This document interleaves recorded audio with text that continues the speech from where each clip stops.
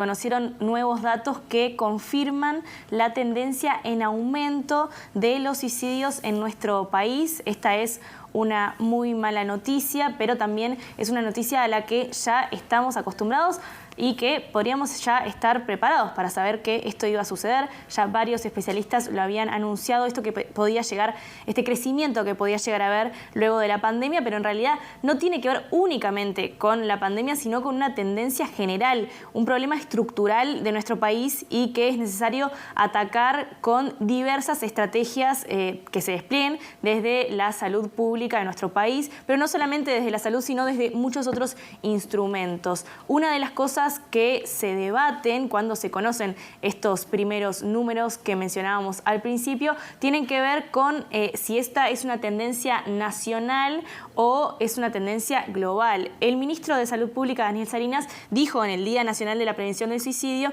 que era una tendencia mundial de aumento del suicidio. Nosotros hablamos sobre este tema y compartiendo estos primeros datos sobre suicidios en nuestro país con Pablo Hein, que es integrante del Grupo de Comprensión y Prevención del Suicidio de la Universidad de la República. Él nos explica de alguna manera qué es lo que está sucediendo con el suicidio en nuestro país, cuál ha sido esa evolución y también nos comenta el vínculo que tiene el suicidio en nuestro país con el resto del mundo. Esto se sabía y también se puede saber que el año que viene, ojalá no nos equivoquemos, pero también se puede proyectar un aumento considerable, porque hay un efecto de arrastre ahí, no solo de la pandemia, sino lo histórico que ya tenemos, es un problema estructural e histórico en nuestro país. Ya en 1930 teníamos una tasa de 15 cada 100.000 habitantes, 1930, 1931. Es decir, que venimos con un problema también histórico en el Uruguay. Entonces, en ese sentido, me parece importante que la historia, digamos, o cómo nos comportamos históricamente en este tema, es una alerta roja que tenemos que tener. Me parece importante señalar que, a diferencia de lo que pensamos los uruguayas y las uruguayas, este hecho, o que se maten uruguayas y uruguayos, o que se maten personas en el mundo, ha descendido a nivel mundial entre los años 2000 y 2019. Así lo dice un documento de la OMS, la Organización Mundial de la Salud, que es del 17 de junio del 2021. Sí, los televidentes pueden acceder a él. En esos 20 años, digamos 19 años, ha descendido a nivel mundial, salvo en la región de las Américas, dice el artículo, ¿no? El informe. En la región de las Américas el aumento se debe particularmente a Estados Unidos, Canadá y Uruguay.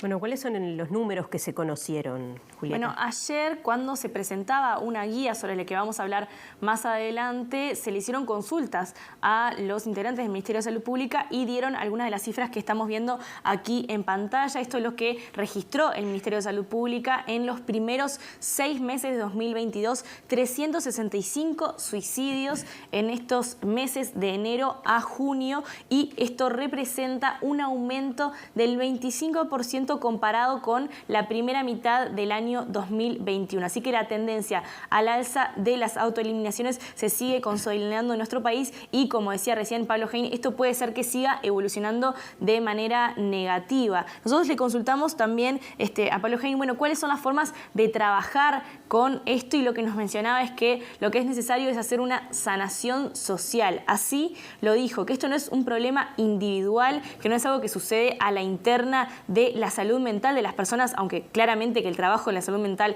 con cada uno de las personas que son usuarias de la salud de nuestro país es muy importante, pero que es necesario hacer un cambio cultural, un cambio social y trabajar en esto. Para seguir profundizando en el tema fue que le consultamos cuáles son las características que tiene el suicidio en nuestro país.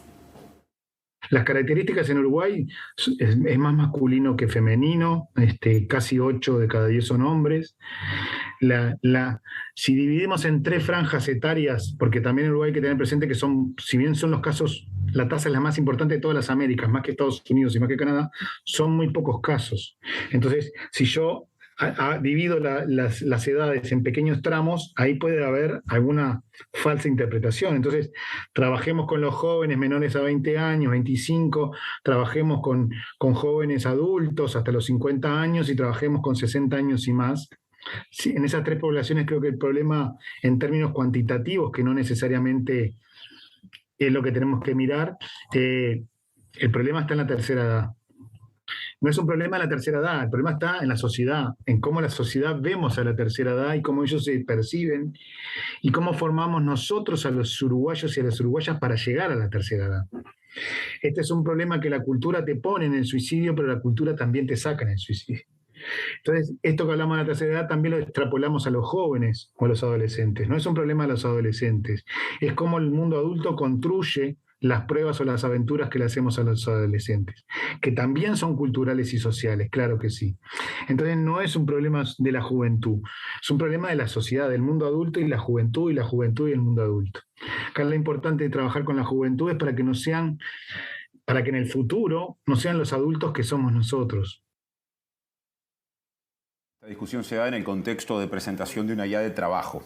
Así es. ACE ayer presentó la guía de post-intervención por suicidio en adolescentes. Recién estaba Pablo Heine hablando de la importancia del trabajo con los jóvenes. Esta es una población a la que hay que mirar con muchísima atención y en realidad hay muchísimas tareas de prevención, trabajo en la prevención, trabajo en la detección de características que pueden llegar a ser vulnerables a determinadas personas a una autoeliminación, pero esta guía en particular aborda otra temática, por eso es de postvención, que es la postintervención. Se interviene una vez que ya se consumó la autoeliminación. ¿Con quiénes? Bueno, se trabaja con los pares de estos adolescentes, en este caso que se va a trabajar en particular en este caso con adolescentes, con sus compañeros de estudio, con sus compañeros de deporte, de actividades comunitarias, también con los referentes adultos que están en los ámbitos educativos y en los ámbitos de esparcimiento de estos adolescentes y con las familias. Es importante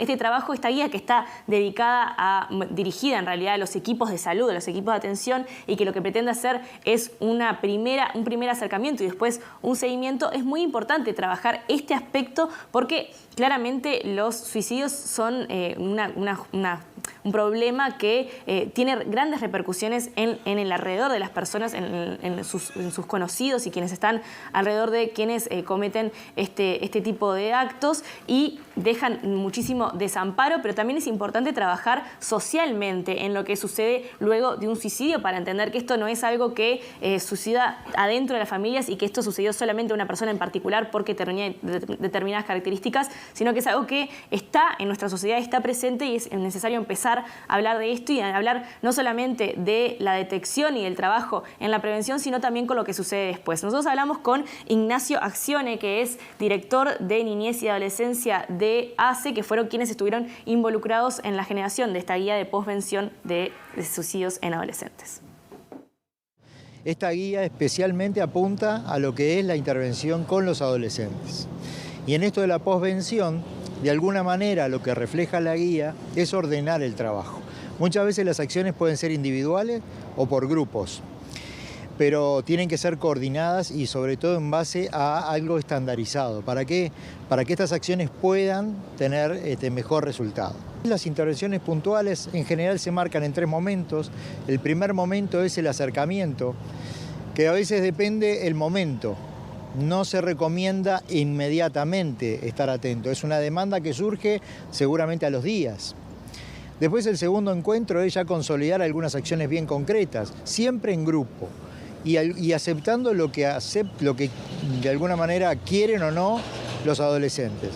Y el tercer momento es ese seguimiento. Entender que acciones de este tipo también vinculan a lo que es el seguimiento, que a veces no se entiende como una acción puntual, pero a veces es la que más fortifica y más asegura que esas acciones puedan consolidar en esos grupos.